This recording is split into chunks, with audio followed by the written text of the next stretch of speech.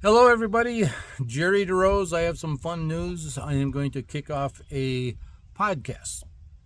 As most know, I have a little LLC on the side that I use for training obedience, primarily for domestic dogs, people that are having obedience issues with a dog in the home. So I try to help them get squared away and get that dog back on track. So under my Calm Focus K9s, is like I said, it's a little LLC. We're going to launch a podcast called Dog to the Line. And why is it going to be called Dog to the Line? Because anybody that has ever worked with a dog and or competed with a dog understands that when a judge uses the phrase dog to the line, you and your dog have got to be ready to go. So we're going to discuss how obedience helps us position ourselves to be ready to go. Whether it's, again, a competition dog or a dog in the house, we have got to get that base of obedience right. Now, I've been around for kind of a long while. I think I had my first master dog back in 1991. So I've actually been in the training part since the mid 80s. I am a vice president for a retriever club here in the Twin Cities. I am a certified trainer. I judge for the AKC junior, seniors, and masters, and I'm on the board of ethics for the International Association of Canine Professionals. So like I said, we are going to take a deep dive into obedience and try to understand what it is and how it works and how we use just basic obedience to develop a dog. It was said to me kind of a long while back, it was actually running a master dog of all things. And after one of the tests, I asked the judge, what his thoughts were. And he's a judge, but he's also a teaching pro. And he said, well, you have a nice dog and you ran a good test, but your obedience isn't finished. And for you to get to the next level, of which I wanted to do, you need to finish your obedience. I had no idea what that term meant, what that phrase, finish your obedience, meant. So it kind of compelled me to take a deep dive into what that meant. And fortunately, he invited me down to his property and we trained side by side, and it was not hard to see what he meant. His basic skills with his dogs, his basic obedience was razor sharp. And the things that his dogs were doing in the field were razor sharp.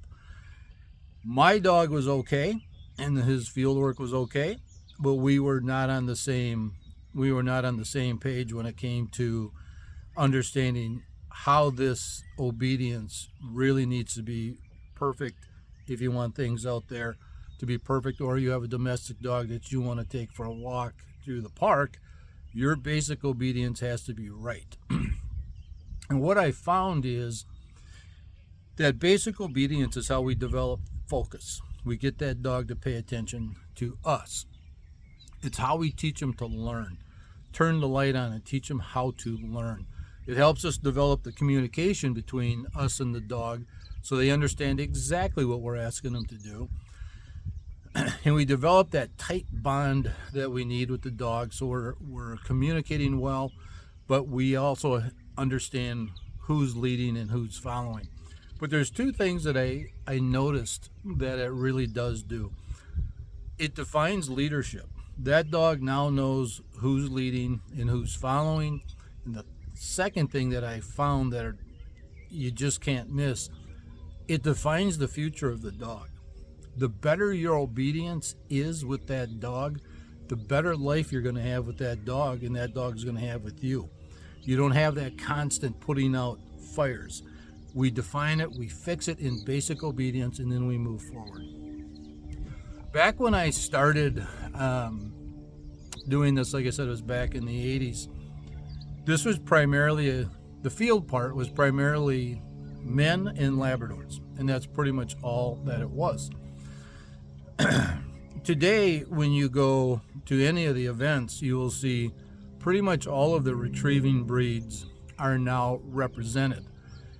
And I think that's a product of a couple things. One, I think today we are much better at understanding the characteristics of all of the breeds. Two, we are much better at putting the breedings together to develop really good, strong dogs in all of the breeds. But three, I know today we are much better teachers than we've ever been.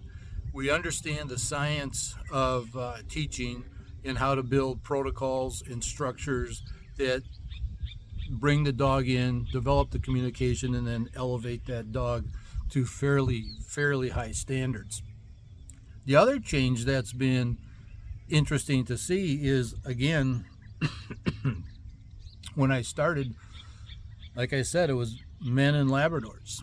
Today, women have taken a very large active role in the dog community, not just field games or agility or service and therapy work, but in the industry itself.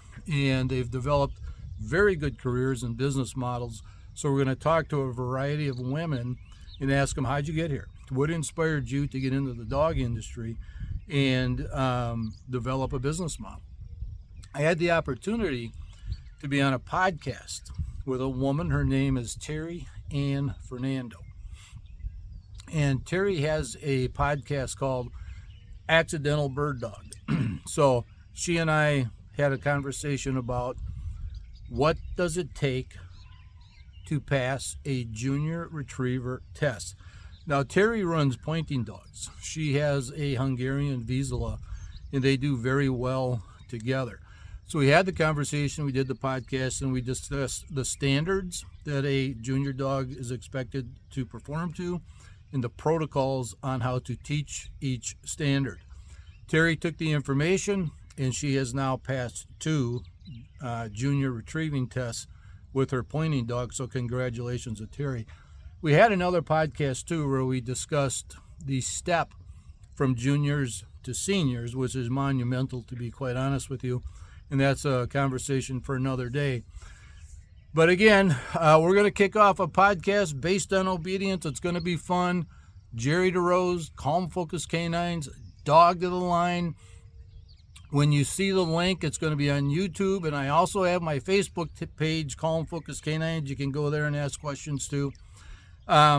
Just please click like and subscribe, and I will see you then. But I hope you're all well, and I'll see you in the weeds.